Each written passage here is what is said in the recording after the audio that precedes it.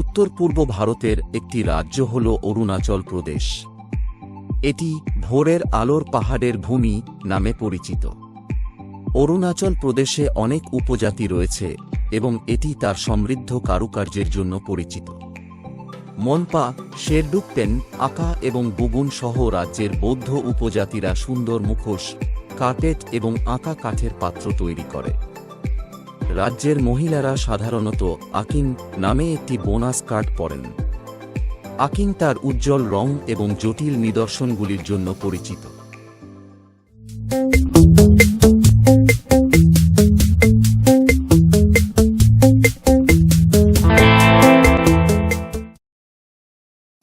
অরুণাচল প্রদেশের বিশেষত্ব কি যদি জিজ্ঞাসা করেন, তা হল অরুণাচল প্রদেশের ৮০%-এরও বেশি ঘন চিরহরিৎ বনে আচ্ছাদিত এবং এতে ৫টি প্রধান নদী রয়েছে: কামেং, সুবানসিরি, লোহিত, সিয়াং এবং তিরাপ। আজকে এই রাজ্যের ছোট্ট একটি গ্রামের কথা বলবো। গ্রামটির নাম হল দিরাং। এই রাজ্যের পশ্চিম কেমাং জেলার একটি ছোট গ্রাম। তাওয়াং যাওয়ার পথে ট্রানজিট স্টপের জন্য এটি একটি জনপ্রিয় পছন্দ। দিরাংয়ে পর্যটকেরা এখানকার অপূর্ব ল্যান্ডস্কেপ, সবুজ সমতল ভূমি, নদীতে মৃদুভাবে প্রবাহিত স্ফটিক স্বচ্ছ জল এবং বিভিন্ন ধরনের পাখির জীবন দেখতে পছন্দ করেন। দিরাংকে নিজেই এক্সপ্লোর করার জন্য একটি দুর্দান্ত গন্তব্য। দিরাং শহর থেকে প্রায় ১ বা ২ কিলোমিটার দূরে আপনি প্রাকৃতিক গরম জলের প্রস্রবণ দেখতে পারেন। মূল রাস্তা থেকে প্রায় ২০০ ধাপ নিচে নেমে এই জায়গাটিতে যেতে হয়। এই প্রাকৃতিক সালফার জলের স্প্রিংসগুলিকে একটি পবিত্র স্থান হিসাবে বিবেচনা করা হয়। গরম জলের ২টি প্রস্রবণ রয়েছে যা এখানে প্রাকৃতিকভাবে প্রবাহিত হয় এবং অবশেষে কাছাকাছি প্রবাহিত নদীর সাথে মিলিত হয়। এই প্রস্রবণগুলির পাশে একটি ছোট ট্যাঙ্ক তৈরি করা থাকে যেখানে গরম জল জমে, যাতে দর্শনার্থীরা ট্যাঙ্কে ডুব দিয়ে স্নান করতে পারেন। যে সমস্ত দর্শনার্থীরা ডুব দিতে চান না তারা এই প্রস্রবণের নিচে দাঁড়িয়ে স্নান করতে পারেন বা প্রাকৃতিকভাবে গরম জলের অনুভূতি অনুভব করতে পারেন। গরম জলের ঝর্ণার পাশের জায়গায় একটি বৌদ্ধ মন্দির এবং একটি শিব মন্দির রয়েছে। এই দুটি মন্দিরের উপস্থিতির কারণে স্থানটিও পবিত্র বলে বিবেচিত হয়। এই আকর্ষণগুলি ছাড়াও আপনি চারপাশে সবুজ পাহাড় এবং উপত্যকায় প্রবাহিত একটি নদীর দৃশ্য উপভোগ করতে পারেন। উদীয়মান সূর্যের দৃশ্য।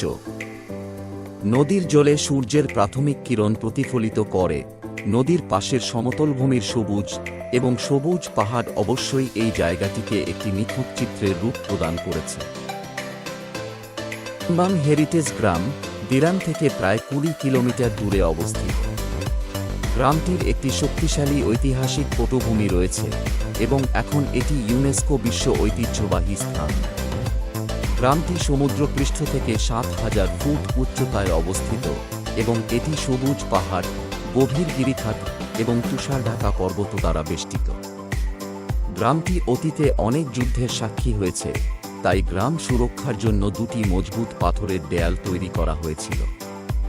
এই গ্রামের ঐতিহ্যবাহী স্থাপত্য ও নির্মাণশৈলীর চারপাশে ঘর, পাথরের দেয়াল এবং প্রবেশদ্বার রয়েছে। গ্রামে প্রায় ৪০টির মতো বাড়ি রয়েছে এবং প্রায় ২০০ জন লোক বসবাস করে।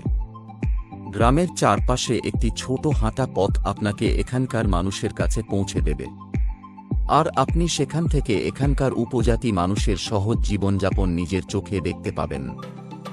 গ্রামের লোকেরা কতটা বন্ধুত্বপূর্ণ তা সত্যিই আশ্চর্যজনক। ১ কাপ চায়ের জন্য আপনাকে তাদের বাড়িতে আমন্ত্রণ জানানো হলে মোটেও অবাক হবেন না। স্থানীয়দের সাথে সহজ কথোপকথন খুব আকর্ষণীয় হতে পারে। আমরা তাদের সম্পর্কে কি ভাবি, তাদের গ্রাম সম্পর্কে আমরা কেমন অনুভব করি ইত্যাদি নিয়েও তারা কৌতূহলী।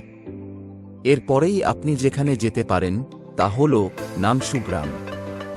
নামসু হল একটি ছবির মতো নিখুঁত কৃষি নির্ভর গ্রাম যেটির চারপাশে সবুজ ঘাসের মাঠ রয়েছে। এটি আরও একটি জায়গা যেখানে আপনি সত্যিই অকৃত্রিম আতিথেয়তা অনুভব করতে পারেন। এই গ্রামে বাড়িঘর খুব কম। গ্রামে একটি ঐতিহাসিক মঠ রয়েছে যা এই অঞ্চলের প্রাচীনতম বলে মনে করা হয়, যা নানসু মঠ নামেই পরিচিত। বিশেষত্ব হল মঠের 2 তলা জুড়ে বসা বুদ্ধের বিশাল মূর্তি। নিচতলা থেকে আপনি শুধুমাত্র বুদ্ধের পা দেখতে পাবেন এবং প্রথম তলা থেকে আপনি মুখ দেখতে পাবেন। দিরাং থেকে প্রায় 15 কিলোমিটার দূরে অবস্থিত শান্তি উপত্যকা। এই উপত্যকা হল পৃথিবীর একটি স্বর্গ। এই উপত্যকার সৌন্দর্য কথায় বলে বোঝানো যাবে না। এটি এমন একটি জায়গা যা আপনি নিজের চোখে দেখেই একমাত্র অনুভব করতে পারবেন। উপত্যকায় একটি নদী রয়েছে যা মৃদুভাবে প্রবাহিত হয়। যদিও নদী খুব গভীর না, কিছু জায়গায় জলের স্রোত খুব বেশি এবং আপনি ভারসাম্য হারাতে পারেন। শান্তি উপত্যকায় সূর্যাস্ত একটি দুর্দান্ত সময়, কারণ অস্তগামী সূর্য আশেপাশের পাহাড়গুলিকে বিভিন্ন রঙে আলোকিত করে। উপত্যকাটি খুব কম জনবসতিপূর্ণ এবং এটি একটি অফবিট জায়গা। এখানে এলে আপনার মনে হবে আপনি ঐন্দ্রজালিক সৌন্দর্যের মাঝে আছেন, সারাটা দিন নিজের মতো করে কাটাতে পারবেন। অত্যাশ্চর্য প্রাকৃতিক সৌন্দর্যের প্রশংসা করতে করতে আপনার সারাটা দিন কেটে যাবে। আপনি কেবল মৃদু বাতাসের শব্দ বা নদীর জলের প্রবাহ বা পাখির কিচিরমিচির বা চারপাশে কয়েকটি প্রাণীর শব্দ শুনতে পাবেন। আপনি শান্তি ভ্যালিতে একটি ভেড়ার খামারও দেখতে পারেন।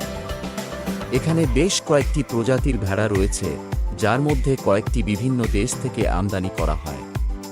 খামারটিতে দুর্দান্ত তৃণভূমি রয়েছে, যেখানে ভেড়াগুলিকে সারাদিন চড়ানোর জন্য রেখে দেওয়া হয়। সন্ধ্যার দিকে ভেড়াগুলিকে তৃণভূমির ঠিক নিচে তাদের বাড়িতে নিয়ে যাওয়া হয়। তৃণভূমিটি উপত্যকার কিছু আশ্চর্যজনক দৃশ্য দেখায়। দিরাংচু নদী এই সুন্দর জায়গাটির মধ্য দিয়ে প্রবাহিত হয়েছে এবং এই নদীর পাশে বসে শুধুই আরাম করার জন্য একটি দুর্দান্ত জায়গা। নদীর তীরে বেশ কিছু কাঠের বেঞ্চ রয়েছে, যেখানে বসে আপনি প্রকৃতির সাথে একটি দুর্দান্ত সময় কাটাতে পারেন। আপনি জলের পাশে একটি পাথরের ওপরেও বসতে পারেন। নদীর স্বচ্ছ জল অসংখ্য পাখিকে আকৃষ্ট করে। আপনি যদি পাখি পর্যবেক্ষক হন তবে দিরাং ভ্রমণের সময় ভালো দূরবীন নিয়ে যেতে ভুলবেন না। আপনি যদি পায়ে হেঁটে কোনো জায়গা ঘুরে দেখতে চান, তাহলে দিরাং এমন একটি জায়গা যা আপনার মিস করা উচিত নয়। দিরাংয়ের সরু গলি বা রাস্তার মধ্য দিয়ে হাঁটলে আপনি প্রতিটি কোণায় চমক খুঁজে পেতে পারেন। উপত্যকার অত্যাশ্চর্য মনোরম দৃশ্য থেকে শুরু করে আশ্চর্যজনক পাখির জীবন, নদীর ওপারে যাওয়ার সুন্দর সেতু ও গাছের সাথে বাঁধা রঙিন বৌদ্ধ প্রার্থনার পতাকা, সব আকারে স্তূপ এবং কিছু অসাধারণ গম্পা বা মঠ আপনাকে মুগ্ধ করবে। দিরাংকে প্রায়ই তাওয়াং যাওয়ার ট্রানজিট স্টপ হিসেবে বেছে নেওয়া হয়, তবে দিরাং অবশ্যই একটি ট্রানজিট স্টপের চেয়ে অনেক বেশি। আপনি যদি তাওয়াংয়ের এই সার্কিটটি দেখার পরিকল্পনা করেন, তবে তাওয়াংয়ের দিকে যাওয়ার আগে আপনার অবশ্যই 1 বা 2 দিন দিরাংয়ে কাটাতে হবে। অরুণাচল প্রদেশে প্রবেশের অনুমতি দেওয়া হয় শুধুমাত্র যদি আপনার কাছে একটি ইনার লাইন পারমিট থাকে। এই পারমিটটি শুধুমাত্র অরুণাচল প্রদেশের বাইরে বসবাসকারী ভারতীয়দের জন্য এবং বিদেশি নাগরিকদের জন্য সুরক্ষিত এলাকা পারমিট।